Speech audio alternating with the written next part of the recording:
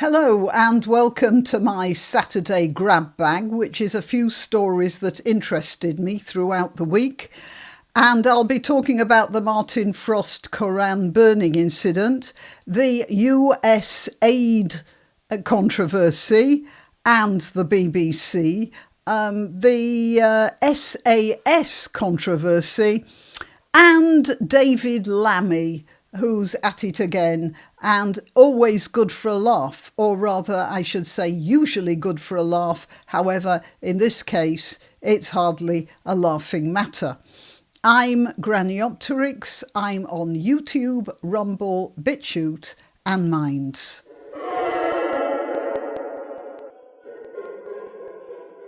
And I'm going to start with Martin Frost. For those of you not up to speed on this particular incident, a man called Martin Frost burnt his own copy of the Koran out in a park in Manchester. As a matter of fact, he burnt it at the place which was a memorial to the children and their guardians and accompanying adults who were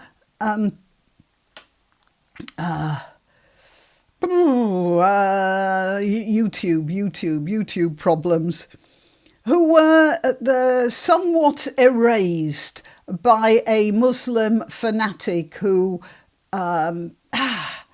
evaporated a device in his backpack. I get so many, strikes from YouTube now. They're always finding things wrong and I keep on appealing and they very often let me through. I'm just trying to save time here. Anyway, Martin Frost did this burning in front of a lot of people he'd informed beforehand. And within seconds, the police, who are normally far too busy to answer calls about burglaries, physical assaults, traffic violations, all the rest of it, the police, who are so heavily busy, managed to turn up within seconds, literally seconds, on the say-so of somebody of the Muslim persuasion who had been on the phone to them while Mr. Frost was making his demonstration. He was arrested within seconds. I think, as far as other people have told me, I counted 20 police officers to arrest Mr. Frost. Somebody else said that they had counted 30, and there were 2 riot vans, about 4 police cars. Hang on, just let's get this straight. 4 police cars, 2 riot vans, 1 paddy wagon, and a partridge in a pear tree, as I said. Now, the Manchester police, in their kindness, doxed Mr. Frost immediately. They gave his name and his address. Whereas the Axel Rudakabana was anonymous for weeks, and his whereabouts anonymous for, still, I believe. Mr. Frost immediately was shown and doxed. So he's now living in a secret location. Furthermore, the poor fellow was told by his defence team, should I call it his offence team? They told him, plead guilty, it'll go easier on you. And the poor fellow, in a state of shock, said he would plead guilty. And this is the good news. Possibly inspired by the bravery and grit of Jamie Michael, a Welsh SAS or Marine, one of the tough guys of the British Army. He was also taken to task by the Welsh authorities for his outspokenness, and he went to trial. He didn't plead guilty. He pleaded not guilty, got a jury, and of course the jury, being 12 good people and true, let him off because he hadn't done anything wrong. He had done something wrong according to the Labour member of the Senedd, Buffy somebody or other, but most normal, reasonable people, they decided that Mr. Michael was being perfectly reasonable. And I was very distraught when I read that Mr. Frost had actually pleaded guilty to the accusation of stirring up racial hatred, when what Mr. Frost was doing was voicing his dissatisfaction with what had been said in the Koran. And I think a lot of reasonable people might voice dissatisfaction with that. We don't have a blasphemy law just yet, although the Labour Party is doing its best. He pleaded guilty, and then he was contacted by the Free Speech Union, and they have provided him with proper legal advice and a proper legal team this time.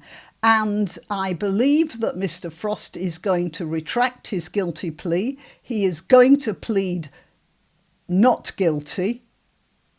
And at the moment, he is awaiting trial, as I said, in a secret location because the police doxed him. And this is an tweet, an X message from Gary Walker. Martin Frost, known as Digital Vagrant. I urge you to follow him, by the way, is in dire straits after being doxed by Greater Manchester Police. His personal safety is severely compromised, and he's currently relying on Solana donations for basic necessities like food and protection. If you can help, please consider making a donation to the following Solana address. I shall leave that in the description. Every bit helps to ensure Martin can continue to stay safe and secure. Thank you for your support. So that's really, I suppose I'd say, the most important part of this video. And I'll leave that link in the description, which I suppose is below this video on whatever platform it turns up. All right, so that's the first story. Now let's talk about USAID. Senator John Kennedy on Elon Musk and Doge, exposing USAID. Senator John Kennedy is somebody I look forward to hearing from whenever he turns up on the internet. He is so witty and so sensible. I think he's a fantastic fellow. He's the sort of chap I would really like to have at a dinner party. I have my own idea of whom I would like to invite to a dinner party. One of them will be Albrecht Dürer, just about my favourite artist. And then there's Queen Elizabeth I, of course, and maybe Margaret Thatcher, and Senator John Kennedy, certainly one of them, because he must be a wonderful mind to listen to. Anyway, this is the list of things that the USAID are spending your American taxes on. And it's giving money to Afghanistan, Yemen, Syria. USAID has 10,000 employees and give away $40 billion a year. A year. They support electric vehicles in Vietnam A transgender clinic in India. 1.5 million to a Serbian LGBTQ group to advance diversity, equity, inclusion in Serbia's workplaces. 164 million to support radical organisations around the world. That's their judgment, of course. 122 million to groups aligned with foreign terrorist organisations.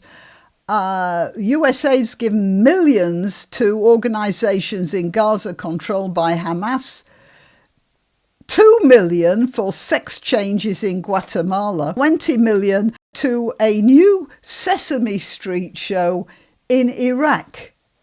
And actually, that might not be a bad idea. The only problem is, if you give 20 million to produce a Sesame Street show in Iraq, I'm quite sure that no more than $1 million actually ends up in production costs. The rest end up in corrupt officials. Just a bit, 4.5 million to combat misinformation in Kazakhstan. 10 million. 10 million to an Al-Qaeda-linked terrorist group called the Nusra Front. America is funding food to terrorist organisations. The Nusra Front, just a minute, hang on, there's going to be a cut here because I think they're an Iranian, hang on a minute. Oh no, it's Salafi, not Shiite. Okay, Al-Nusra Front. So that's a rogue, even an unaffiliated ISIS-type organisation. So you Americans are feeding them. I mean, I know that we in Britain are feeding a bunch of no-hopers ourselves. The only trouble is we don't know about that yet. But we do know about this. $7.9 million to teach Sri Lankan journalists to avoid binary gendered language. Right, to teach them to say he, her, she, him, they, them type of thing in Sri Lanka. 1.5 million to promote LGBT advocacy in Jamaica. 15 million to the Cuban media ecosystem, whatever that means. But it's Cuba, your sworn enemies. 1.5 million for an art project for inclusion of people with disabilities in Belarus. Belarus, a Russian puppet. How much of that 1.5 million do you think is going to go to people with disabilities? 3.9 million for LGBT causes in Macedonia and 8.3 million for equity and inclusion education in Nepal. Well, that's USAID. And then we discover this, because obviously that's an American. There's Senator Kennedy, by the way. God bless him. We discovered this. Look Behind the Curtain has revealed a horrific truth. Nearly the entire mainstream media worldwide has been funded by the US government under USAID, from the BBC to the New York Times and Politico.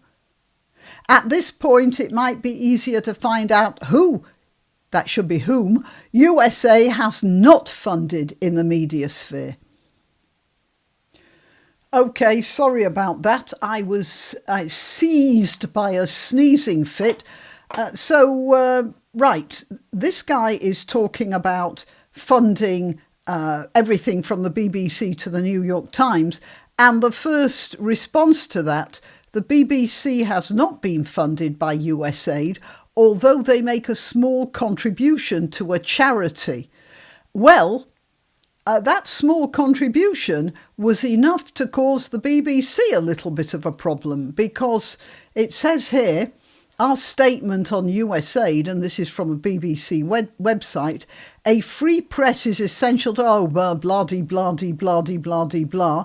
Like many international development organisations, BBC media action has been affected by the temporary pause in US government funding, which amounts to about 8% of our income.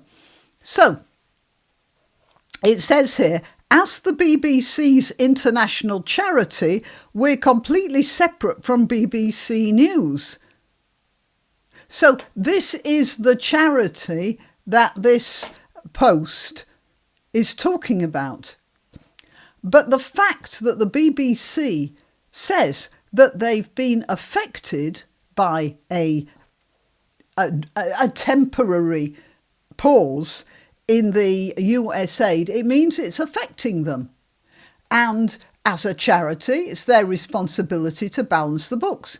8% of income doesn't sound like much, but it's probably the salaries of at least a couple of big broadcasters. It might be an entire budget for a series of shows. No, it's not trivial. 8% is not trivial in a situation like that. And so, as a charity, it will be looking over its shoulder all the time about its donors and the opinions of its donors. So it isn't trivial, as this first poster went to. The second one says, the BBC funding went to a charity wing that trains and supports journalists in parts of the world where free speech is a luxury. Well, I don't know about that. It's BBC Media Action. It could be training journalists anywhere, including in this country. And we all know what BBC journalists are like. I mean, from what I've seen of them, a lot of them are just a bunch of lying hounds with leftist agendas. And really lying. I mean, telling out and out lies straight to camera. So if that's the sort of people that BBC Media Action is supporting, I'd say that money on USAID is well wasted. All right, next thing.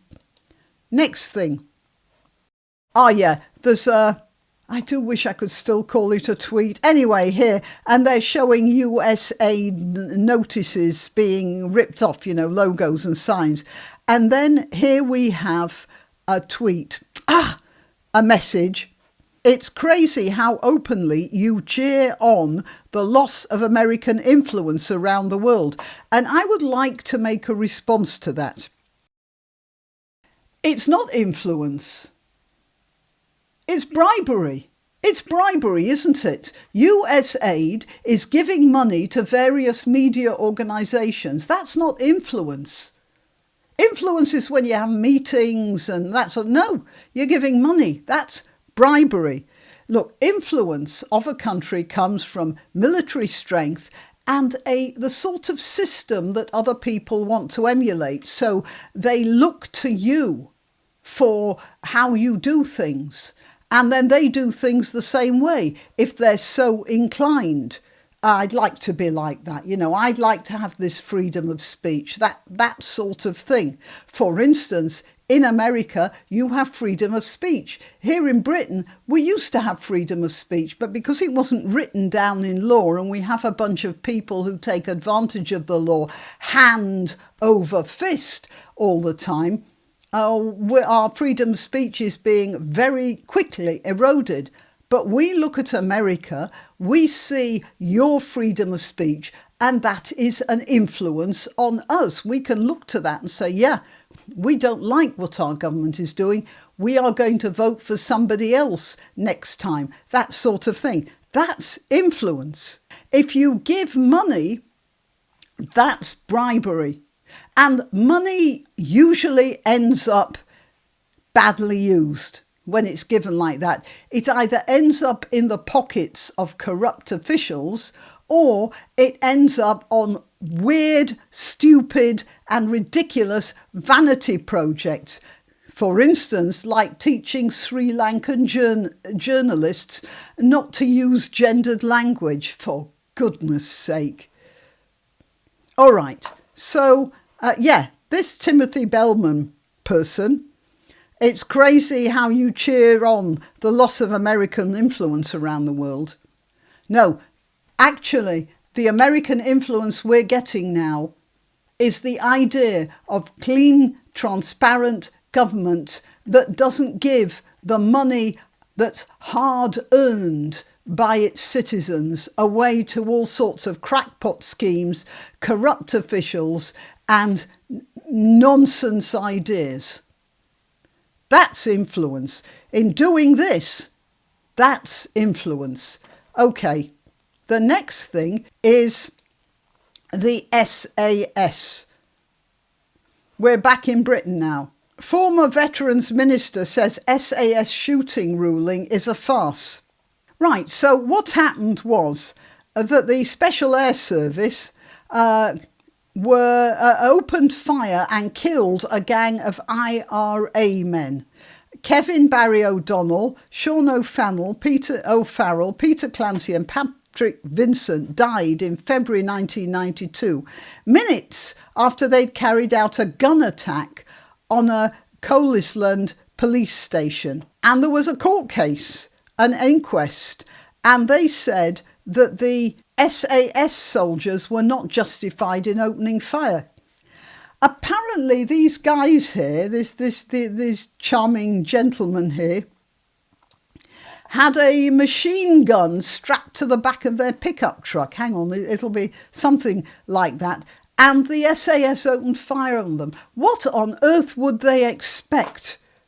Sinn Féin MP for Mid-Ulster said he believed the ruling showed a shoot-to-kill policy was enacted. No, it shows that the people who made the ruling are trying to get at the SAS. The soldiers opened fire as the men arrived at St Patrick's Church car park in a hijacked lorry which had a heavy machine gun welded to its tailgate. Now look, a bunch of fellas come in, literally gun blazing, with a machine gun strapped to the back of their truck. What on earth would they expect in response? A parking ticket?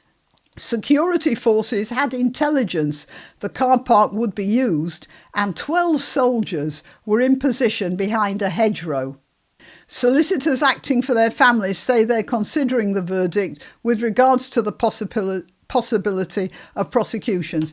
So what's happening is that people who join the SAS are now becoming vulnerable to post hoc prosecutions. There's a war going on, and it is ridiculous. But this isn't the only war that's going on. So the problem is, I can't believe that our government will protect their soldiers. And what will this do? This will reduce the number of soldiers of good quality who want to join the armed services. I mean, apart from the awful conditions, there's the chance that 20 years down the line, something like this is going to happen to you and your family. Even if nothing comes to it, it's a serious worry for the rest of your life. Why would anyone do that? So this is actually an attack on Britain, and our government, of course, is fine with that, isn't it? Here we have the Foreign Office, run by this clown, David Lammy, is to open talks on slavery reparations, at which point I'm going to play you a little speech by David Lammy. I'm afraid, as Caribbean people, we are not going to forget our history. We don't just want to hear an apology, we want reparation. I'm afraid, as Caribbean people, we are not going to forget our history. We don't just want to hear an apology, we want reparation. Just look how he's licking his lips. We want reparation. Right, well, that's David Lammy for you. And it's all under his aegis. Of course, as you know, he's trying to give the Chagos Islands to Mauritius for no particular reason. and the Foreign Office is open to talks on slavery reparations with Caribbean officials demanding trillions of pounds from the UK, sources have claimed. So this is all our tax money. This is all our tax money, which this guy is trying to give away. It says here, every time David Lammy back calls for reparations to be considered. So I might say that David Lammy's parents came from Guyana, which is only tangentially a Caribbean country. It's on the north coast of South America. And he himself was born in Tottenham. So this is somebody who has made it absolutely clear that even though he was born a British citizen of parents who were given a very good chance of a decent life in London, he still just bears an enormous chip on both shoulders about Britain. David Lammy repeatedly back calls for Caribbean nations' demands for slavery reparations to be considered before he became Foreign Secretary. So, I mean, that's his pattern. And, of course, he is backed by Keir Starmer's big pal, Lord Hermer, who you might call Lord Harmer, who called the British Empire deeply racist and fought for reparations. This is a country that devoted almost its entire naval fleet, which was the most powerful military organisation in the whole world at the time, to the stopping of slavery and the slave trade, not only across the Atlantic, but in empires over which they had no real control. For instance, the Ottoman Empire, and expended enormous amounts of money in doing that. And this guy says that the British Empire is deeply racist, and he's one of Keir Starmer's big pals. Do you get the feeling that this country is now in the hands of some sort of a foreign power determined to destroy it? And this reminds me, this is of course just hearsay, but it's believable. One of the emails I got from somebody who used to work in the civil service, he told me that there was a Pakistani Muslim colleague of his who kept on giving people passes for sickness, some sort of... I don't know, I think he called them PIPs. Just a minute. Oh, yeah, that's it. A personal independence payment. A PIP is, according to this, hang on, I'll bring it up on the screen. A PIP is, it can help with extra living costs if you have a long-term physical or mental health condition or disability, or difficulty in doing certain everyday tasks. So it's just extra money that the government gives you if you have problems. Now, this email to me, a private email from a retired civil servant, said that this Pakistani Muslim guy was giving PIPs to people who had obviously nothing wrong with them, but if they asked for one, he just gave it. And when asked why, he confessed to this, the person who sent me the message, that he was determined to do his bit to bleed the British government white. That's what he said. Now, I can quite believe that, because there have been other situations where it's been on YouTube that various Muslim extremists have said that their followers should just go on the dole and take the money from the kafir to continue their work for Islam. So it sounds quite believable. But again, that's not the same as this, of course, but it's part of the same ethos. That is a total hatred of Britain and a wish to make Britain as sick as possible. A terrible, terrible thing. Right, well, yeah, that's my grab bag. A bit depressing, isn't it? And as I said, that thing about David Clowney here, he's usually good for a laugh, but, well, not in this case.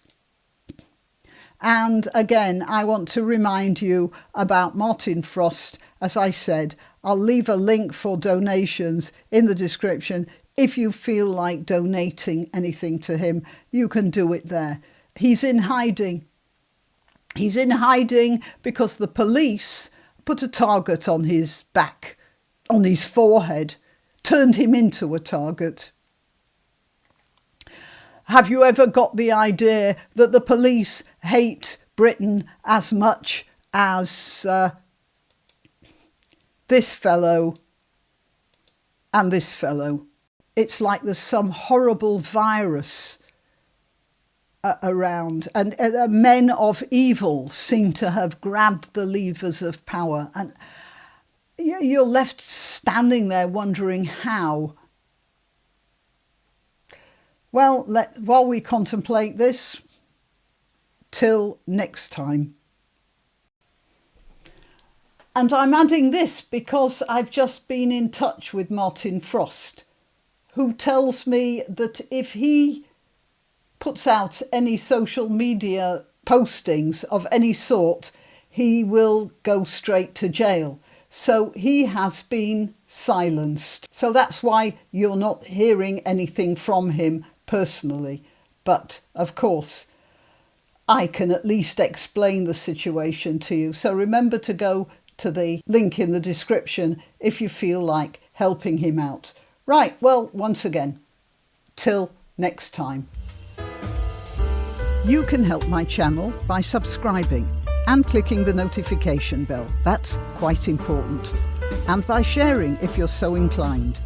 Links to my other channels and to donation methods are in the description. But the best way you can help is simply by clicking like and notify. Thank you.